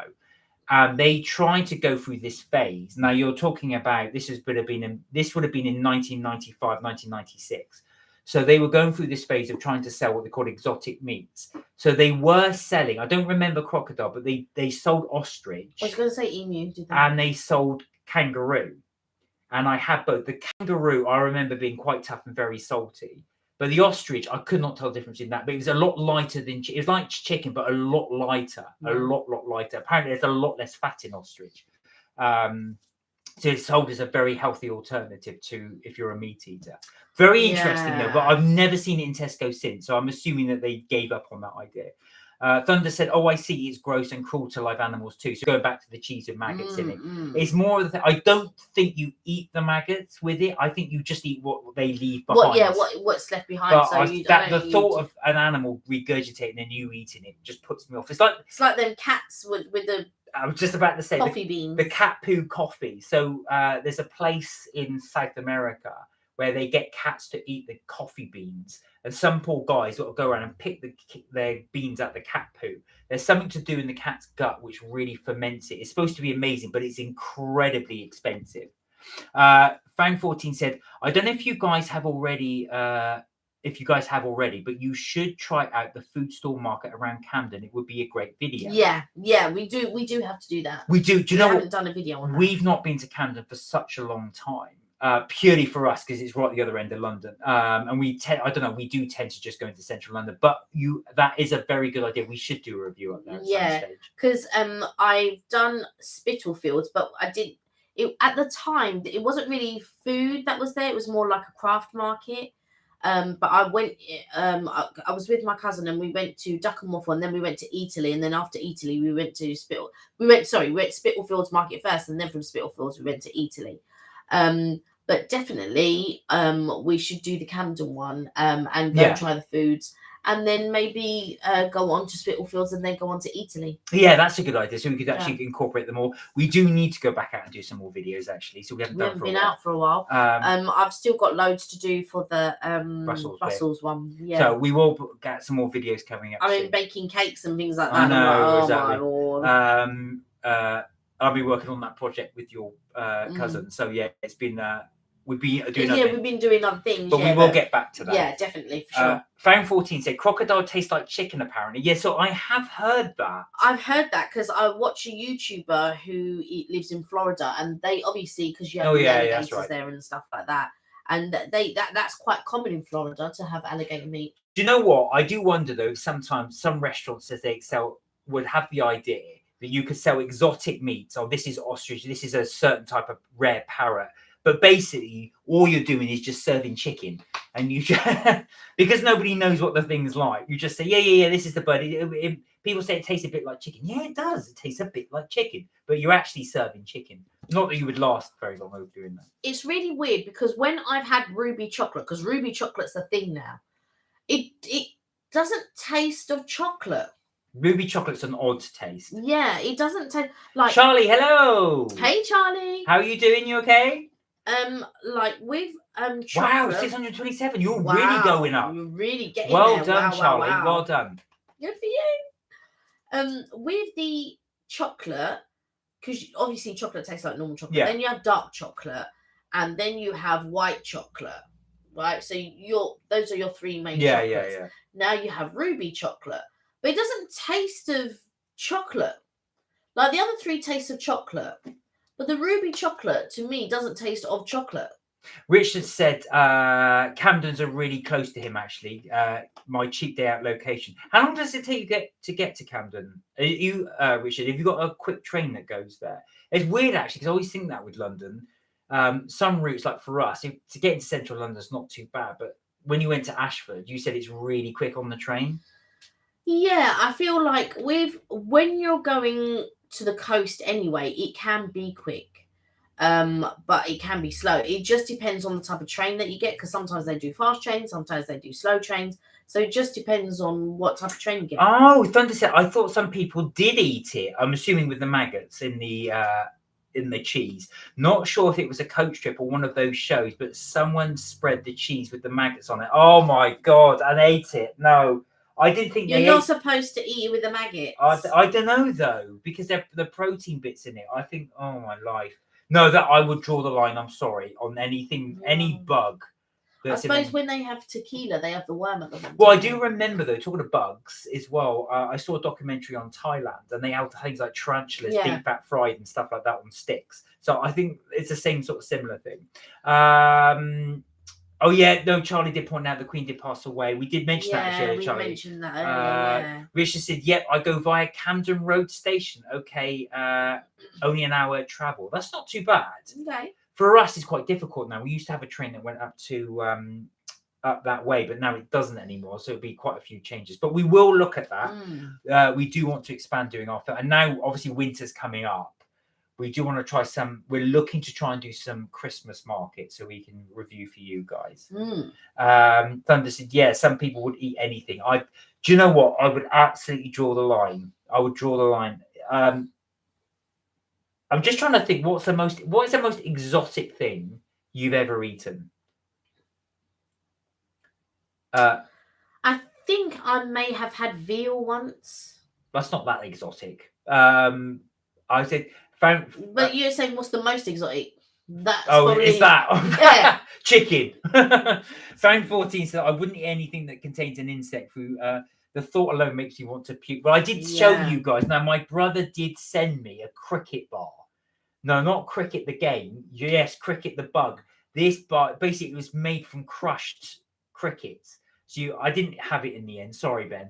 But I just couldn't bring myself to having it. They crushed all the crickets up, added sugar and different syrup, and then oats. So it's like a flapjack, but with actual dead crickets in it. I just thought, oh, yo. Richard said the best Christmas event is in Cruise Hill. Nothing tops this. Really? Do you rate that more than the other Christmas markets in London, Richard? Do you rate it more than Winter Wonderland? Yeah. Tanika said, I've eaten cricket before. Oh, have you? Oh, and how was it? Well, do you know, you say that, but because obviously the world population is growing, and they said there isn't enough, there's too many human beings to sustain that many cattle to produce meat. They do think in the future, because of climate change, that bugs will be the way forward, because insects do contain really high levels of protein. So your replacement will be a nice bug milkshake. Or you could just go vegetarian. You would never go vegetarian. You'd have your. Well, you mean I'd eat bugs? You'd eat bugs. Here's your bug milkshake, madam. Tanika said, in a mince pie and a locust on top. Oh my God. I used to present a radio show and it was part of the Xmas special. Oh, did you? And you tried it as part of that? Oh God. Cruise Hill is an experience and it's affordable. So thank you, Richard. Okay, there we are. We'll have a look at that. And guys, as well, Richard does recommend Cruise Hill as an experience for the Christmas market. If you could, Richard, if you wouldn't mind just letting us know when that's on. I know Christmas time, but when that starts, we can have a little look to go. Tanika said, I was interviewing someone who was championing eating insects for future sustainability. Yeah, which I was just talking about. So they had the insects there as well. I've never tried bugs. Well, I've had them fly in your mouth and you go, but I've never eaten them or tried to go and eat them.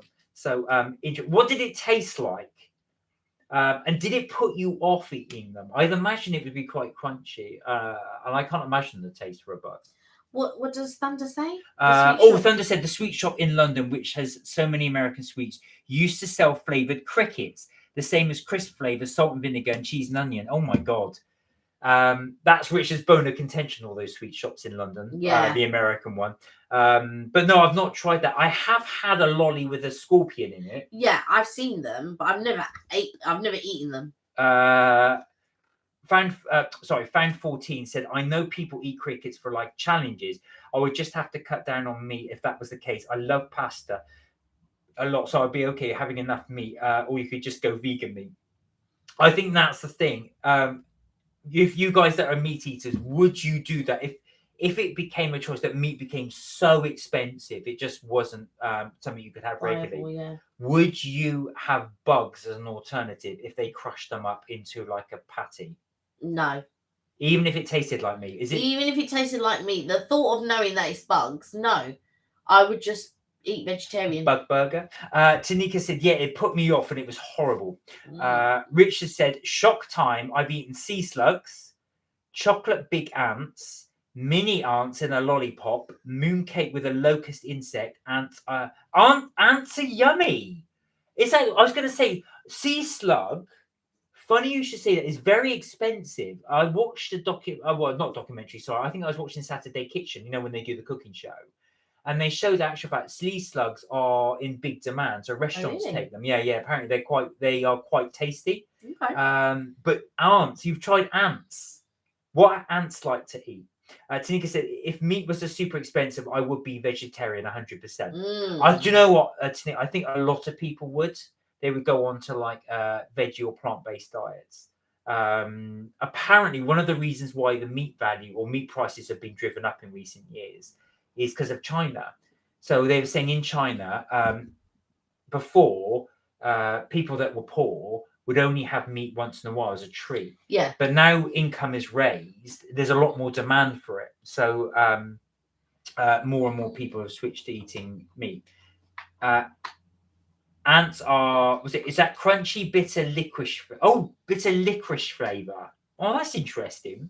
I don't mind a bit of licorice. So like some ants. I didn't think you liked licorice. I don't mind licorice if as a sweet. As a sweet. I wouldn't. I'm one of those things that I wouldn't want it as a savoury. Tanika said, I'm thinking of going vegetarian at the moment anyway, but I really love chicken. Well, do you know, like I said, I'm pescatarian, so I do eat fish, but I don't eat any other meat.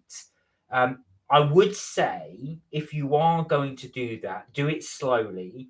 And like I said, I don't miss any meat now because I can remember the taste of it to some point. but I can't remember the taste of steak. I just can't remember that, but I can remember the taste of chicken. But see, there's two schools of thought. Do you just cut it out your diet altogether like a band-aid? But you say gradually. I think so. What I mean by that is there is a new thing called flexitarian. So people, they go vegetarian for just for a few days of the week. So like the weekdays, or like your brother did, just the weekends. And I've got to say now, I've been vegetarian, pescatarian, I should say, for over 20 years now. But when I first started, the choice was really poor. And I mean really poor. If you went to any restaurant, their vegetarian choice was two things. It was either veggie burger, which was always a shop bought one, which was horrible, and they charged quite a bit for it, or vegetable quiche, which I don't mind, but I don't particularly like it. And I didn't want either choice. So that was the thing, and the choice was really poor. But now, unless you went to a restaurant that was obviously vegetarian that specialised it, that was your choices. But now there's a lot more choice, a lot more choice. Well, I feel it's a lucky thing, really, because in Europe it's still not that much choice. No, that's true. And when we've gone away, especially like we've just come back from Belgium, and it was so difficult for me to find food because all the chips are cooked in beef fat, so I couldn't have those. And a lot of the meat as well, foods as well, are like that. So much so, I think I told you guys that I wanted they had a vegetarian burger. But they served it with Belgian fries, which are cooked in beef fat. And I said, well, you can't call that a veggie meal if it's cooked in beef fat. But I don't think they quite understood. And then I said, oh, you do veggie burger, right? And he was like, yes. And I said, but do you do separate fries? Or you're doing them with the Belgian fries? He said, yeah, we do them with the Belgian fries. And I felt like he wasn't understanding what that actually meant. So if a vegetarian person was to come in, and they didn't read that it was the special Belgian fries, they would be having a vegetarian burger with beef dripping fries. Do you see what I mean?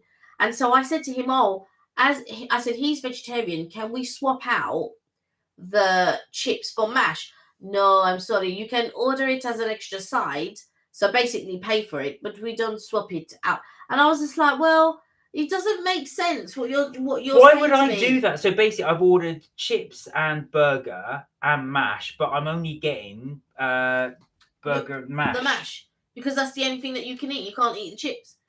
Tanika said, flexitarian would suit me, I think. Do try it. And it's a good way to start. So if you just try it for a weekend and see how you get on. Because if you go cold turkey, it puts you off. You think, I can never have meat again. So just try it for a little bit, and then you have it, and then you'll just gradually cut down with it. Rich just said, I was lucky to see the world's first 3D hologram video call on the BBC video to come. Stay tuned. Okay, we'll look forward to that if that's going to be on your channel. Yeah, you were telling me something about that the other day, actually. What's that thing that Richard was also showing you as well? You showed me the video the other day. What was the video of? It was somebody was purchasing something. Oh, don't worry, you'll remember. You were showing me the other day. I forgot what it was. Tanika said, I need to eat more fish. I didn't grow up eating it, so I've never tried. You've never tried prawns? Oh, wow. Sea bass, crab, etc. I've only had salmon once and cod. Oh, wow. So, Tanika, start off. Some seafoods can be a bit scary, especially things like mussels. People tend to get put off with things like prawns, especially if they come in the shell, because you can see the whole creature. So start off with. I'm just trying to think of the best place you can go and get prawns. Well, supermarket ones are all right. But if you also with a lot of starters are things like prawns in garlic. So garlic butter, that's a really nice one to start. So I know a lot of pizza places, Italian places do that. Yeah, give that a go. Yeah. And I do think, I'm pretty sure Ask do it. Oh no, I tell you what it was. God, Kelly always forget it. I'm forgetting. You don't even remember. No, I just have. Richard, you were showing us, so you can buy this little thing that shows you what the train comes on, and it links to it. So it shows you what train's coming up next and stuff. I thought that was brilliant. I'm tempted to get one, but it is expensive. Yeah. Found 14 said, yes, the vegetarian options weren't always the best, and the selection is quite small compared to the rest of the menu. It has got better. However, That's terrible. They should have been able to swap like most restaurants would have done for free. Oh, in Belgium and my experience in Belgium and my experience in France is that they don't do that. And don't get me wrong, I don't mind that they don't swap things out. That's not a problem for me. However, what is a problem is you're marketing something as vegetarian and you're including something that isn't vegetarian with it. That was my problem. If your policy is you don't swap out food or whatever, that's fine. That's your rules. That's your restaurant. Whatever. It wouldn't be like that in the States. And here it's a hit and miss in the UK whether you can swap something out for something else. Some restaurants don't do it because it's not like for like or whatever. Or anyway, but that's not a problem for me. What is a problem is you're marketing something as vegetarian and offering it with fries, which is not vegetarian. And that was what my problem was. And I meant to mention it to reception, but I didn't get a chance because there was things happening in because basically when we got to the hotel, the restaurant is attached to the hotel, by the way. I had requested an early check-in. Now I understand not everywhere can do early check-in, but they weren't even entertaining the idea of an early check-in. No. And a hotel of that size should have done an early check-in. Anyway, we got a room. Bearing in mind, we stayed at this hotel a few times before, and the room that we got was an all right room, but we were staying in a 4-star hotel for a few days. Now, when I am going to a 4-star hotel, I expect a 4-star room. I am not expecting a below average. Do you know? Now, I know that they have their basic room, they'll have their nicer room, and they'll have their lovely room and whatever. And we booked the second one up. We didn't book a basic room. We booked the premier room. So when I got to this premier room, it was not a premier room, and I couldn't be bothered to go back downstairs, and because we had waited, we got there at 11 in the morning. I'd requested an early check-in, and I understand they can or can't do it. It just depends on the day. But they had other people checking in early. Now I know I booked way in advance and requested an early check-in, but I understand that it's not guaranteed that you'll get an early check-in. We just got and even that we got our room later than their check-in time was 3 o'clock. We got the room later than 3 o'clock. So that's always the thing, actually, when you are in continental Europe, just beware, especially with food, they are not flexible. Well, some are, so I don't want to be unfair. When we go in my experience. No, when we go to the United States, incredibly flexible. Yeah. Can I swap this for this? Yeah, no problem. But I remember once we went to Brussels. This is many years ago, and they were doing a toasted ham and cheese sandwich. And Kelly said, I don't like Gouda cheese. Can I swap the Gouda for another cheese? No. No, straight out no. Not even going to entertain you. No. Which is fine because they don't mind losing your business because it's a touristic city. So they don't care whether you take them up on it or not because there'll be another person there once you get up and leave. So that to me is fair enough. If you don't want to change it, that's cool. You've lost my business, which is fine. I just won't go back there. I'll spend my money somewhere else. It's not a problem. As there are many tourists, there are also many restaurants. So it's not really a big deal. But what my bugbear was about the vegetarian burger and the thing. Yeah. Something. Oh no, it wasn't Richard that sent me that. It was me that sent it to Richard. By the way. Oh right, okay. I thought Richard said it. So I was confused. Richard said, "Is worth talking to Richard. I'm a flexitarian. Give it a try. It's worth it. You can give it a go. Definitely." Fan 14 said, "Definitely go to Zizi. The king. That's the one. The king prawn linguine is delightful. You could." Good. You guys should try it. It's Italian. Yeah, I love. I'm a bit tired of Zizi because we've been there so. Yeah. Oh, I loved Zizi so much. Right, I rinsed it out. That now I'm thinking, I'll swap it out for Prezzo. So I'll tend to go to. I do go to Zizi's every now and again, but they don't change up their menu enough for me to say, oh, do you know what? Oh, this looks really good. But I do love their garlic bread with cheese and the onion. That's really good. And that's the caramelized onion I'm talking about. Do give that a go. But if you haven't been to Zizi's for a while, it is nice food. Yeah. We only do because we go there so often. Yeah. Oh, Fan 14 asked, I wanted to ask Kelly, is your Minnie Mouse headband Harry Potter? No, it's actually the Haunted Mansion in Magic Kingdom. Which is also Richard did it. What's the time on your ears, Kelly? As you can see, it's a very odd one because the one's at the bottom. So it looks like, I think it's, is it 25 past 9, I think, or 25 past, it's difficult to say. Which is the long hand, which is the short hand? That's the long hand, I think. Yeah, so I think it's just gone 10:15, I think. Oh my God, so Tanika said, yes, I had the same happen to me the other day, talking about swapping out food. I asked to swap dauphinoise potato for a salad, and when the bill came, they charged me full price plus £5 on top for the salad. Did you query it? I hope you did, because you asked to swap it. Yeah. That's really bad. They should make it clear they can't, and then you will be charged for it. That's why I say in the UK it's very hit and miss. They don't always cater. But in Europe, in my experience, and I don't mean Europe as a whole, but when I have been to Brussels and when I have been to Paris, it's a straight out no. They don't swap anything. You can add it extra, but they don't swap it. Whereas you had an experience when you went and ordered crepes and thought you were ordering jam, but you're actually ordering ham, and then you asked them to switch it out and you put it on the same one. That's so funny. So this is when my French was terrible. It's not great now, but many years ago I went to Paris with a friend of mine, and then I ordered a crepe and I said, "Can I have jambon?" Because in my head, jam. So I think that's jam because jam is confiture. And he started putting ham. Where's he putting ham on it? I thought, oh God. I said, oh, because I didn't know how to say I am vegetarian. That's just is it vegetarian? I said, no. I say confiture, s'il vous plaît. And he went, c'est chaud. It's hot. And I went, confiture. My friend said, do you realize you were just shouting jam at him? So all he did though is take the ham off and put jam on it, and I just threw it away because I thought it's just going to taste of jam, hammy jam. Found 14 said, yeah, it's wrong to say you'll serve vegetarian dishes, but cook the food in meat stuff. It's false advertising. You're right to feel that way, Kelly. Found also they will try Zizi's.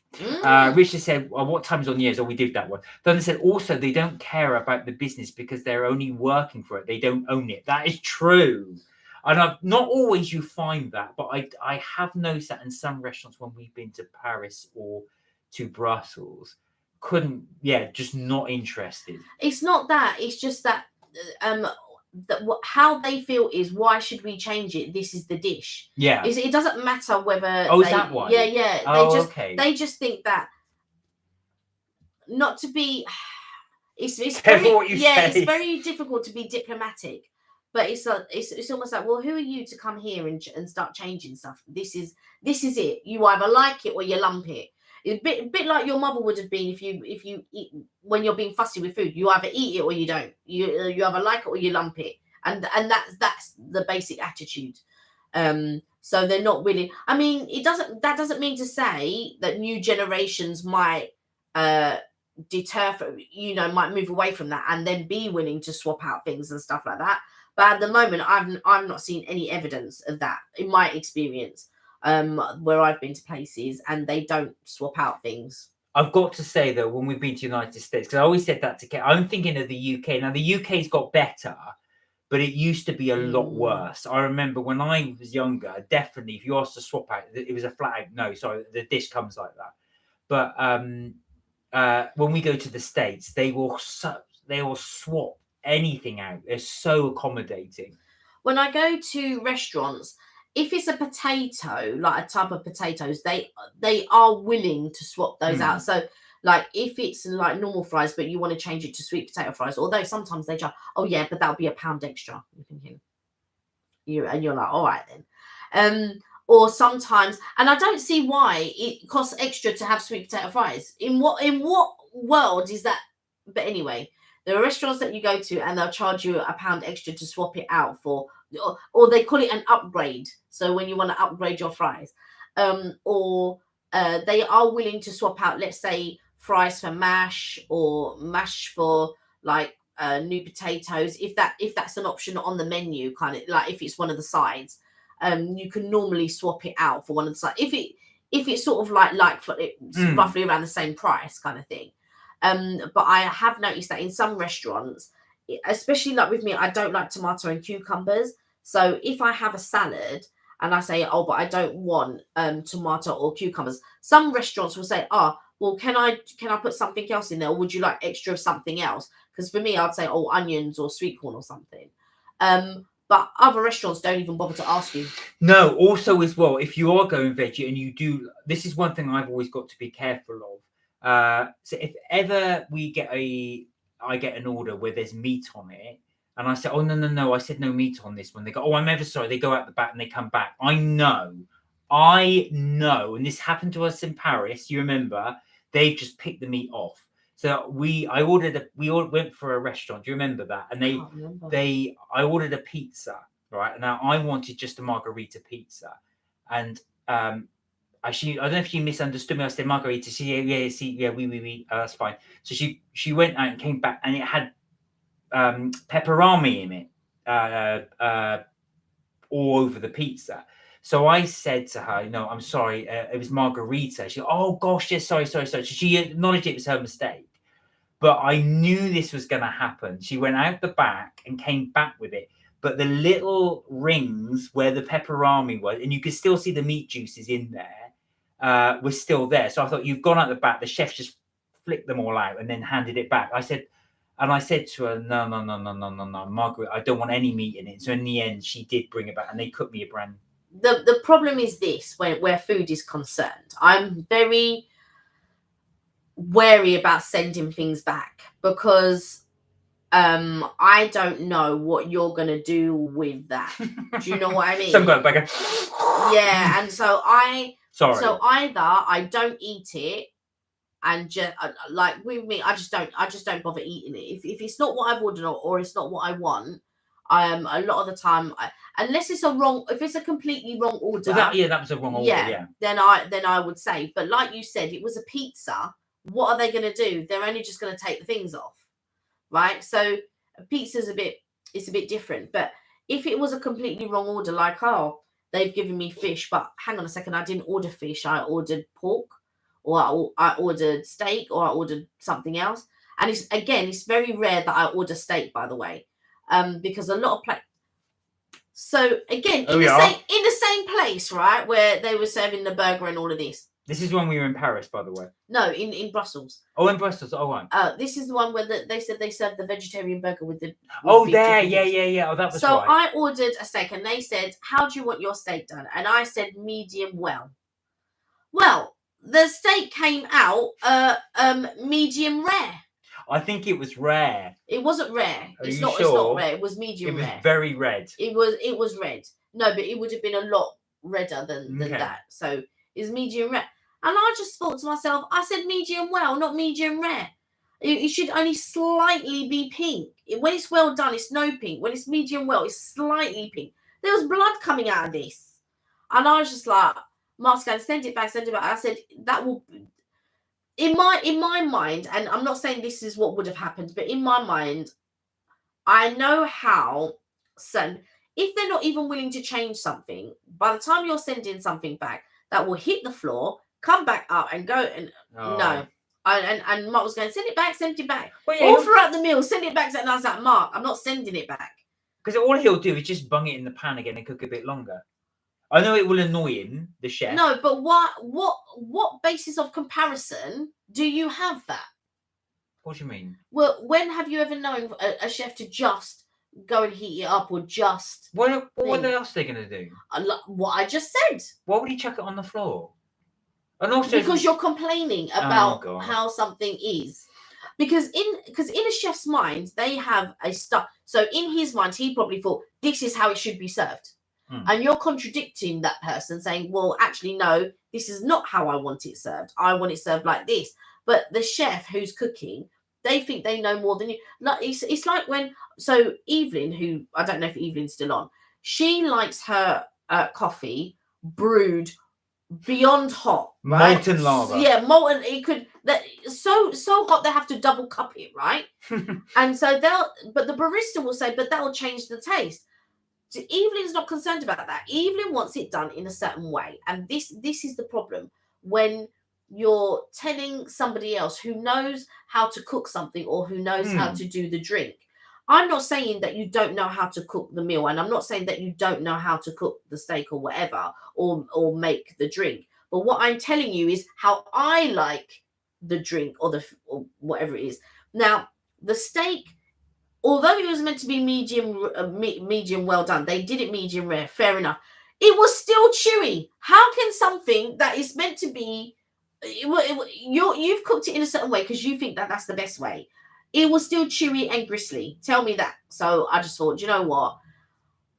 I've given this restaurant a couple of chances, and when they did the thing with your burger and your chips, I just felt, why am I paying me? Why am I giving these people my money? I've got to be honest, that did annoy me that they were totally inflexible. Yeah. Richard said, so guys, before I go on to Richard's comment, how about you? Are you guys prepared to send food back? Yes. Or are you like Kelly and you're just worried they'll do something, so you'll just accept it and just not eat it? What do you guys do back? Do you have a rule how you send it back? Will you send it back if it's absolutely wrong? Or are you prepared just to say, if it's not how you want it, you will send it back? Go on. I'm just going to get... So a group of us, me and my cousins, we went to a restaurant, and one of the girls, she ordered it was like a linguine, and it came with a crab on top, a soft shell crab. Now they gave the linguine, and the soft shell crab comes in a separate dish, and they put it on top of they sort of do it on your plate. But because the linguine was in a dome and he tipped the thingy, it rolled off the plate on the table onto her lap. He then proceeded with his hands to pick up the crab and put it back on her plate, right? Okay. So she took it off her plate and she put it at the side. And she said, I really wanted to eat that. So my cousin said, tell him to bring another one. And she goes, no, because all they're going to do is take this back into the kitchen and bring it back, right? So that is what her thought process was. So anyway, my cousin, when the guy came out, she said, he said, can you get her another crab? Because that obviously rolled on the table. He went to take it away. My cousin said, no, leave that here. You go and bring a new one. And he said, well, I'm going to take this away. And my cousin said, well, no, if you take it away, it might be the same one. And so, but the waiter guy was so mad that he said that. So this is what I'm saying. So now that you're so mad, then what? Evelyn's back on. She said, yeah, they think they know best. Well, yeah, so I'll go on to Richard's comment. He said, you saw my video with the misled ragdolls burger and ICANN burger mistake. You get a normal burger with sauce. Plain burger got instead of normal burger in Burger King. I've not seen that one. I'm going to watch that one. What's your burger thing? That does sound quite funny, actually. Richard said Burger King and McDonald's have a new sign system when you order now on their machines. Oh, right. I've not seen that. Yeah, so you can add and take away. Oh, yeah. I know what you mean. Yeah. I sometimes get you to add bacon to it or something. That's right. That's right. That's quite good. So, yeah, I was just wondering if you guys do that. As Even said, they think they know. Yeah, exactly. But, see, I haven't got a problem with sending it back. Don't get me wrong. I'm not a diva. I won't send it back if it's got the slightest thing wrong with it. I'll only really send it back if there's something really wrong with it.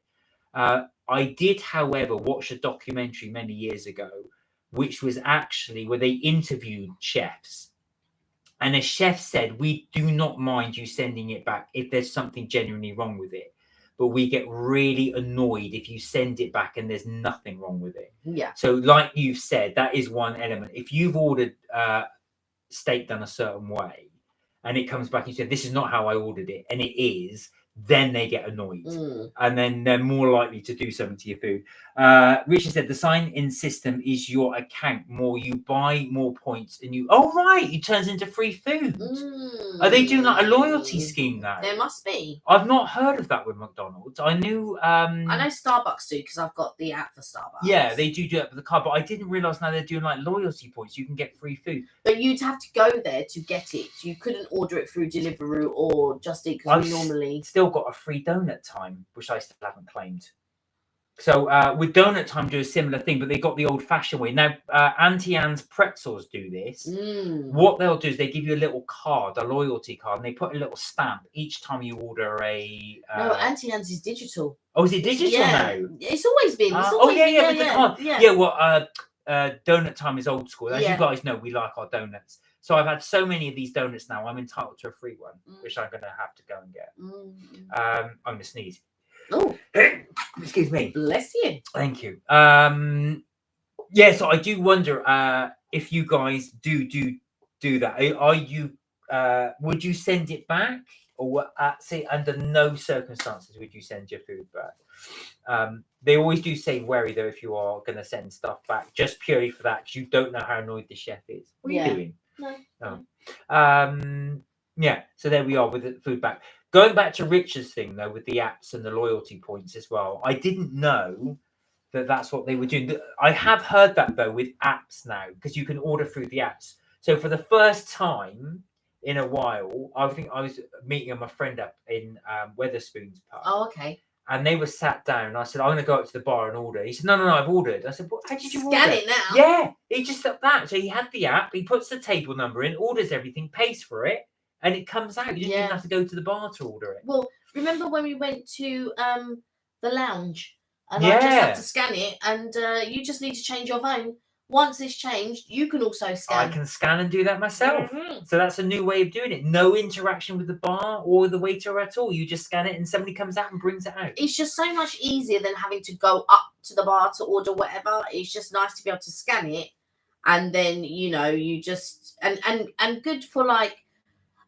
So when we were, when you think about, the bill's going to come at the end, some people only want to pay for what they've eaten, or one day maybe it's just me, you know what, I'm not getting a drink, I just want to get like a starter or something like that. So it's good for things like that. But normally when a bill comes, we're happy all just to split the bill in whatever, for however many of us there are.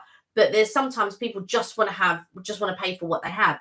So when you do this scan, that's just really good because you can just pay for whatever it is that you're eating. So I do feel that that's a good idea rather than having to split the bill and all of these. Yeah. It's just really good. Oh, so Richard said it's like vouchers, but you earn an app and use an account in store machines.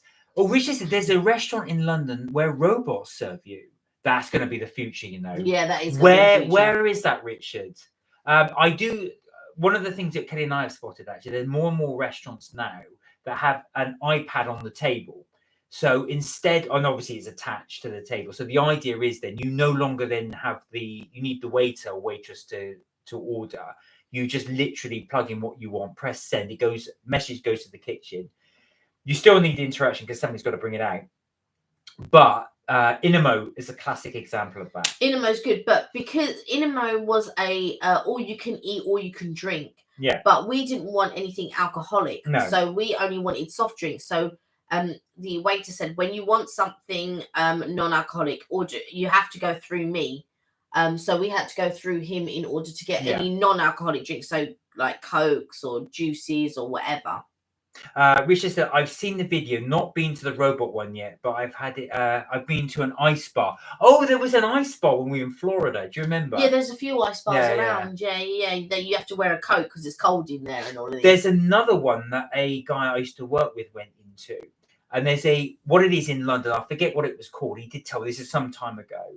And the idea is, it's called the actual. It might be called the vape. I think I might be wrong. But in it as well, you go into a bar area and you're only allowed to stay in there for half an hour and then they tell you to leave. So the idea is they give you a raincoat and you go in the raincoat and you walk into the room. You don't order drinks. What happens is they vape the alcohol in the room.